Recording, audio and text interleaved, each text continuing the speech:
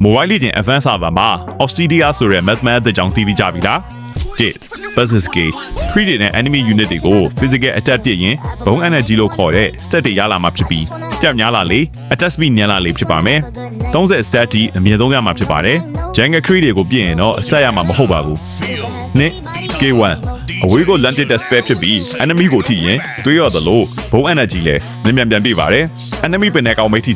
ရှေ့ဆုံးကတကောင်စီကပဲ Energy ပြန်ရမှာဖြစ်ပါတယ်3 Scale 2ရုပ်တရက်ကြည့်လိုက်ရင် Blitz Scale လို့ထင်ရပေမဲ့တကယ်တမ်းက 0.3 second အတွင်း Movement Speed 900 ရာခိုင်နှုန်းတိုးသွားတာဖြစ်တဲ့အတွက်နေရန်ကျော်ခွာတာမျိုးတွေတော့လုပ်လို့ရမှာမဟုတ်ပါဘူး4 Ultimate Scale Franco Jane နဲ့ဆင်တူပေမဲ့ Scale ထိသွားရင် Enemy နဲ့ Obsidia ကချိတ်မိသွားမှာဖြစ်ပြီးအဲ့ဒီဂျေဂျိုးတွေကနေ Enemy ရော Obsidia ရောကပြန်ထွက်လို့ရမှာမဟုတ်ပါဘူး Enemy ကဘလိုပဲဖြစ်ဖြစ် Obsidia ကိုတွဲခေါ်သွားမှာဖြစ်ပြီးနေရန်တွေကိုပါဖောက်ထွက်သွားမှာဖြစ်ပါတယ်ဂျေအတွင်းမှာ Obsidia က Physical Attack ဇက်တိုက်ပစ်လို့ရမှာဖြစ်ပြီး Scale 2ကိုလည်းနှစ်ချိန်တော့သုံးလို့ရမှာဖြစ်လို့တော်တော်လေးဖမ်းရခက်တဲ့ hero မျိုးဖြစ်သွားပါတယ်